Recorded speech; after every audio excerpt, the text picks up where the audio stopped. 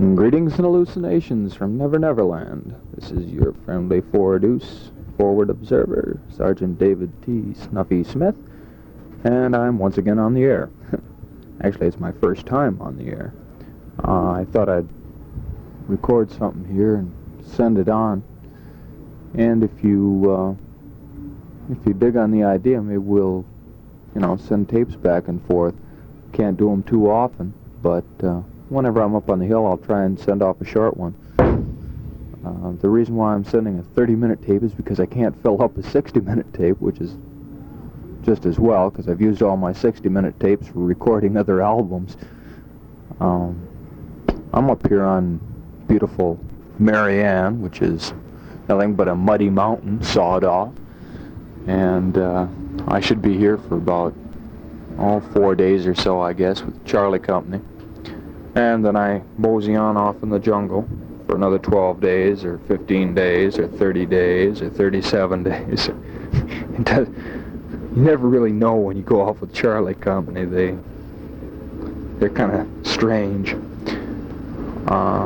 This last year was kind of cool in that nobody got shot, or shot at, or killed, or anything exciting like that. Whoops, here comes a chopper. I wonder if you can hear that. Anyway, we did fire up one dink, and we killed him, and as if you're interested. But the interesting thing is we captured 163 mountain yard villagers, and we had to babysit them. They had infants and old people, and we had to carry some of them up as we were marching through the jungle. And it was kind of a bad scene, really. But we sent them all in, and they're going to put them in a village somewhere. And so it made old Mad Dog Ford, that's Charlie Company's CO, made him happy. I think he would have been happier, actually, if they could have shot them all and had a good body count, but he was happy enough. So I got a bunch of packages when I got up here on the hill. About 6 of them, as a matter of fact. One from Mama Bear, and one from Peppy, one from the Smiths, and one from Dad. That one from Dad was package number 9, in case he asks, and it had booze in it. Good old Dad. And then I got one from the Smiths, and I guess I said I got this one from the Smiths. Then I got one that was opened, and I don't know if anything's gone out of it, and the wrapper was gone, so I don't know who it came from, but I got a hunch it was from Pat, because it had peanut butter cookies, and I asked for peanut butter cookies, so it's probably from Pat. I'll have to write and thank her.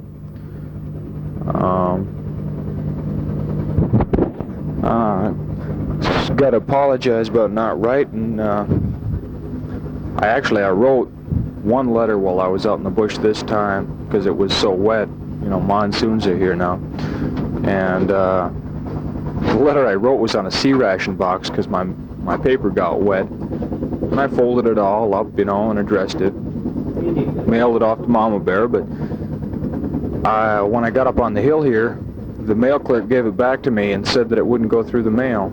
He doesn't know why it won't go through the mail, but apparently Higher says it won't go through, so I've got it now, and I'll have to get off some letters while I'm here.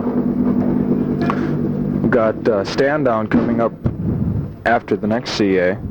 Whoops, CA. You don't know the meaning of the word CA. CA is what we go on every time when we're going out in the bush. I think it stands for combat assault or something like that, but we call them CAs instead of missions or patrols or whatever. And after the next CA, stand down ought to be coming along, so DD into Chulai. Have a good time.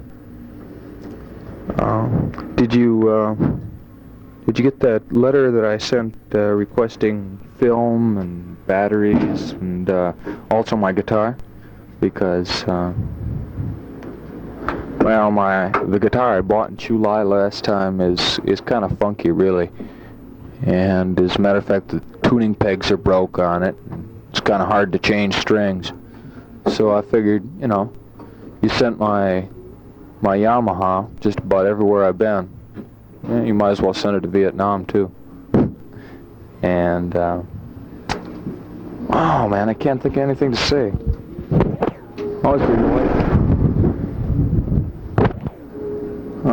Got a letter from Nancy the other day. It seems like she picked herself up another GI friend. Not to exclude me, of course, but she's got other interests, which is good. I was definitely dreading coming back to the United States with women scattered hither and yon. It'd be almost more dangerous than wandering around out in the jungle. So, you know, you were asking about things that'd be good to send in packages. And Wayne and I, that's Wayne Coble. He's the dude in, you know, that picture I sent you, the one in the far right with the fur on his face. Well, that's Wayne. And he's a ex-ROTC. He used to be a PR. And anyway, we kind of got together, and we were deciding one day what we'd like to have sent to us, and we came up with minute rice and stuff like that. Because yeah, I'm back again after a short chop break, and I gotta chase a bunch of people out of here and take a beer can opener out from underneath my tailbone, and then I'll be back recording again. It's I still haven't got anything to say, which is kind of bogus, really. Now I got a grinning idiot from Virginia. He's looking at me right now. He's wondering what the hell I'm doing, but he'll leave me alone, I guess. I would record some music, but I just lent Wayne my guitar. See, he's got it up on the bunker line. And maybe I'll get around to recording some music. I don't know, it's pretty hard though, really, because the only place I've got to go is this 12 by 12 building here, made out of 12 by 12s as a matter of fact. And it's what they use for FDC. And it's not exactly ideal for recording, especially when you figure that there's at least 6 people in here at all times, it seems. I suppose I should get down to the water trailer and get some water so I can take a shower. I haven't had one since September. Yes. Well, anyway, I smell a little bit strange. You can tell Peppy that I don't have a beard. She seemed to think, you know, from I guess one of the letters I wrote, that I was growing a beard. That's only when I'm out in the field. When I come back in, I shave. But last time I came back in, I couldn't take a bath. So kind of grody. Oh well, they put up with us. Sleep tight, you know. Your guardians of American freedom are awake and all this good stuff. I forget what I was saying before I went for chow. What I wanted to say is things that would be good to send me for food. Would be stuff like minute rice, maybe, or maybe some instant gravy. Well, the minute rice and the gravy together, because you see, you can mix it with sea rations and make them a little bit more bearable. They're kind of grim as is. And I guess everybody's got the idea pretty much on what I need, because the packages have been great lately, with the canned meat and the let's see, what all did I get? Well, I've been getting pears and Dad's bottle of Jim Beam, your cookies, and Pat sent me some cookies. Nancy sent me some cookies, and I think Peppy sent me some cookies, yeah. So everything's groovy. You have to excuse me while I light up a cigarette. Picking up all sorts of nasty habits in the Army, I'm afraid. This is one of the least of them.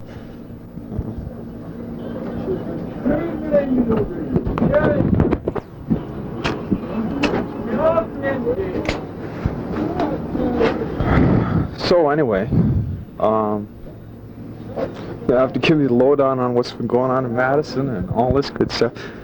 I don't know how this is going to work, because I guess maybe you and Peppy and, well, get the gang together and try recording all together, because I know what a hassle it is for me trying to record. I should have this all written down on paper, but as usual with my scatterbrain schemes, I didn't. So take it for what it's worth. I'll be going up on the bunker line a little bit later, and I guess Wayne and I'll probably play guitar, carry on for a while. Oh, I wrote it in the other letter, and the letter that you didn't get. I better explain that. Maybe I did earlier in the recording. I can't remember anything. I wrote you one letter while I was out in the bush this time, only I wrote it on a C-ration box. And it seems that C-ration boxes don't go through the mail. Pity. But in that letter, I said a number of things, which I guess you have no way of knowing. One of them was this Wayne Coble, who was from Texas, was in ROTC, and he was also a PR. And then we got this new lieutenant in to the company, and find out he's a PR. So I guess I got fraternity brothers over here. How about that? Which reminds me, have you seen John Ricks? Because I guess Peppy said she saw him, and he was going to write to me, and I haven't heard from him. Come to think of it, I haven't heard from Ron. I wonder if he's still alive. That makes 2 letters I've written to him, and I haven't heard anything back. You could tell him to let me know how his band's doing, and you know how he and Barb are getting along. Any good stuff like that, I'd be glad to hear. Oh yeah, and I got another letter from Janine. Yeah, and it wasn't carbon copy either. She sent me about, she sent me that one that was carbon copy, and she sent about 2 or 3 after that, most of them real bitchy. And then this last letter I got while I was out on the CA was kind of strange, because, you know, it was almost pleading. She, you know, said her life was empty without me, and she'd always loved me, and all this good stuff. And, you know, it kind of blew my mind after getting the other ones from her, after being so ticked off at her. So I suppose I ought to write her, really. But I don't know, I just soon drop the whole matter. She's not my type, you know? As a matter of fact, I'm beginning to think girls in general aren't my type, because I always have hassles with them, you know? They always want to get married, for one thing. And Peppy, if you're listening, sorry about that. It's not that I'm against women or anything like this, it's just that they complicate my life, so it's really ridiculous. Whoops, the phone's ringing. I do hope it's not a fire mission. I couldn't stand the noise. Well, speaking of fire missions, I got to call in what you'd say was really my first fire mission out on this last CA. We were coming up a mountain, got a night logger on the mountaintop, and we looked down the valley. Saw about 3 to 5 dinks DD and across the stream, and these idiots opened fire with their everything from 16s to M79 grenade launchers to they even brought the pig into effect. Oh, pig's a light machine gun. And everybody's firing, the lieutenant saying open fire and all this good stuff. Everybody was blazing away, except me. And I called in a fire mission of 105s on them. I can't hear you. We never did get any results back. Even if I didn't get them, or if nobody got them, it sure lowered their morale. There's nothing like about 4 105s blazing at you to ruin your day. Sure wish I could tell you all sorts of war stories, but unfortunately war stories haven't been happening lately. It's been all quiet on the Eastern Front, so to speak. Oh, I guess I told you I won't be won't be getting the R&R I wanted. I wanted either, well, preferably Australia, so I could go see the Rockmans, or, well, there's a couple other reasons why I wanted to go to Australia I won't go into. Either that or Hawaii, because if I was in Hawaii, you and maybe Peppy could come and see me. But the way it is, Echo Company has got their R&Rs booked solid until June, and well, I'm out of the Army in June, so there's not really any point in taking an R&R, at least not to Australia in June. I could still go to Taipei or Hong Kong or Bangkok, Thailand, I guess, but I'm not really that interested. I've seen enough slant eyes. Just soon see a few round eyes if I could. That also follows up my leaves because here in the I got cut off on the other side of that tape. Good morning, world. It's the 21st of October and approximately 8:15 or 08:15 for you lifers. I'll be leaving on a CA this morning, going out by chopper for a change. Usually we walk off the hill because during monsoon it's hard to get the troops back in out of the field, especially crossed rivers. So they usually try and keep us pretty close, but this time we're going on a combined operation with the Arvins and everybody. So I guess they're gonna airlift us out. That's supposed to take place about 9 o'clock or 9:30. So I'll get this recorded real quick and pop it in the mail. I kind of messed up this time on the hill because I only got one letter written. That was to Peppy. And then I got this thing recorded. Well, not quite. There's a 3-day space between the first side and the last side. Anyway, I'll try and do better next time. Well, nothing like mass confusion around here. We got everybody running around in here grabbing radios and cleaning weapons and carrying on. I should be packing my rucksack, but as usual, I'm procrastinating. I know what I was going to say.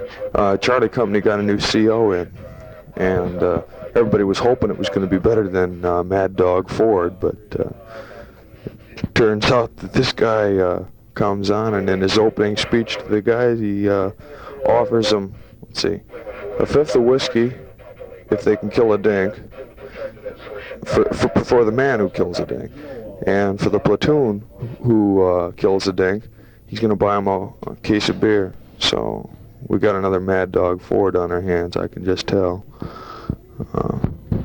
Always like these new captains we get. They're all blood and thunder, trying to make major, I guess. Oh well, that's life. They wanted me to pick up sea rations yesterday for this operation, but I didn't need them. I got a whole rucksack packed full of food from the world, so it's kind of groovy this time. I got stew and spam and tuna fish and salmon and just about everything in the world. I got a half-finished letter to Dad that I was writing yesterday. It looks like I won't get it in the mail now, because we got to go in TT time. So why don't you let him know that I'm alive still, mostly, and I'll try and finish it up while I'm out there and get it in on the first resupply chopper. That goes for anybody else that I owe letters to that I didn't write to. Come to think of it, I didn't write one to you, so this tape will have to take the place of a letter, I guess, Mama Bear.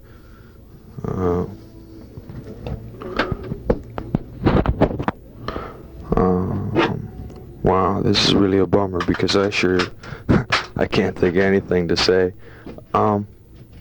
One thing, I don't know if I said it on the other side. I don't know if you know how to record off my my tape player back there. So I'll give you a brief instruction on that, and it'll take up some of this tape. Anyway, you just put the cassette in like you can play it. I presume you found out how you can play cassettes by now. And you just put it in there and plug the mic in where the mic says it should go in. And then all you do is press the play button and the record button at the same time. Just push them both down together. And make sure the switch on your mic is turned on when you want to record. And then you just turn it off when you don't want to record. And it should stop the tape. And then you just play it until the tape runs out. And say wonderful things to me and like that there. So that shouldn't be too hard. Okay. They went and built my hopes up around here again and shot me down. There was a possibility of getting a job on the hill.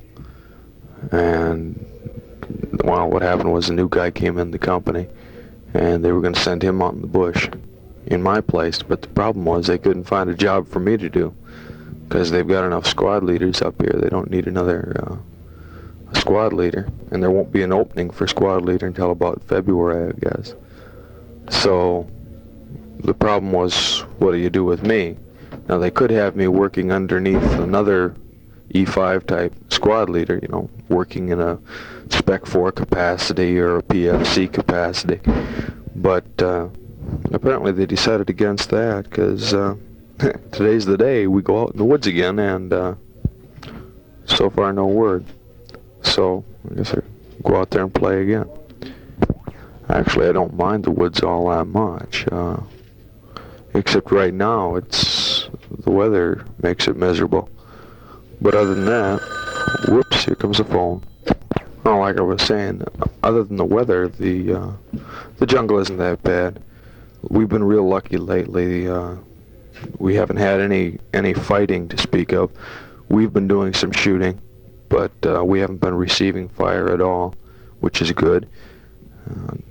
So the only casualty we had on the last CA was one guy who got a punji stake through his leg. And, you know, that can happen anytime. Put your mind at ease a little bit. There aren't any booby traps around here. At least very few. We haven't found any. About the only closest thing that comes to a booby trap is a punji stake. We've got very few TT. But we got plenty of VC and VC sympathizers, and some NBA, but again, we haven't been running into those either. Not in the great numbers or anything like that. No pitched battles, no battles at all. And I'm hoping it continues. I think it has something to do with the monsoon, to tell you the truth. Someone was telling me that the NBA and VC like to go south. Or back up north, anyway, out of the monsoon area, because, well, they're just miserable out there. You should see them. We come up on Hooches, and you look in there, and they'll be all huddled up in there, shivering, freezing to death. It's, 70 degrees or 80 degrees, but that's cold over here. And, well, it's cold for me, too, because I'm acclimated to this now. I go back to the world, I'm going to freeze to death when we get frost on the ground or something like that. You're just going to have to pick me up and thaw me out. Anyway, so these people don't like to fight in weather like this. And we don't like to fight, so it's more or less just a game. We go out there and they try and avoid us, and we try and avoid them. Well, the guys trying to avoid them. The officers, the lifers, they're still out for blood, but we're trying to avoid them. Anyway, so that's about the situation. It's kind of strange. Stand down's going to be kind of a bummer this time, I guess. At least that's what I just heard. Apparently, somebody came in on the last one and got himself fired up, probably on juice, and he, what the heck was he doing? Oh, he climbed up on the stage, and they told him to get out of there. The stage where we have our floor shows at night, and when we're on stand down. And he climbed up on the stage, and they told him to get out. He got out, but apparently his feelings were hurt. So he ran back to the sleeping area and got his rusty trusty Mike 1.6 bullet launcher, and came back and proceeded to unload 120 round magazine into the crowd. And I guess he killed a couple and wounded some. And it's kind of a bad scene. Anyway, they won't let us have stand down in the stand down area now. We've got to have it up in the company area, which is a bummer because all the lifers are up there, and that's no fun. Probably have to have a formation and a work call each morning with blouse, boots, and clean shaves. Guys that just come in out of the field, you know, grunts, definitely do not like to have blouse, boots, and clean shaves and please the lifers. We're kind of a strange breed out here, and we hold allegiance to nobody. Oh well. I just ran out of things to say, so I asked the advice of one of the residents of our friendly FDC, and he told me to describe my boots to you. So I'm going to describe my boots. They were very nice boots, but they're not so nice anymore. There's a big cut on the inside of my left boot, and it's right along the seam, and it's about 1.5 inches long, and it gapes open about a quarter of an inch, and there's mud all over them. And they used to be black, but now they're kind of brown. And they got big knobby soles. And they've got 1, 2, 3, 4, 5, 6, 7, 8, 9. That'd be 18 loops for shoelaces, yes. Except I don't have 18 because a couple of them are ripped out. And there's a bunch of scratches and cuts and stuff on the toes, also on the heels. Now my right boot, that's in much better shape. It's starting to get a hole in the inside, but it isn't really a big hole yet, so that's all right. And it has all the rings for the shoelaces too. My left boot's kind of funky actually. So there you have my boots. Suppose I could describe my lifer shirt or my jungle fatigues or my t-shirt with a Wisconsin Bucky Badger on it. But I better not. Oh yes, I forgot to mention the drain plugs. I got 2 drain plugs in each boot, and I'm not sure if it's to let out the water or let in the water. But they're kind of neat. And I got all of mine. Some people don't have all of theirs, but I got all of mine. So, there you have my boots. Just good old, typical jungle boots. Canvas up the sides and a leather on the bottom. You're probably fascinated with that last narrative. Next tape, we'll go into my fascinating lifer shirt. And, maybe my socks. And after that, it'll be a continuing series. We'll get into my steel pot, and we'll describe my rucksack one day. You know, just for future. I mean, so you know what's going to happen in the future. Okay? I know what I'll do. I'll tell you a sick joke. I just heard this one, so it's sick, but that's all right. So there's this guy and his wife, and they're going to have a baby. And anyway, she goes to the hospital, and she's in there for a long time.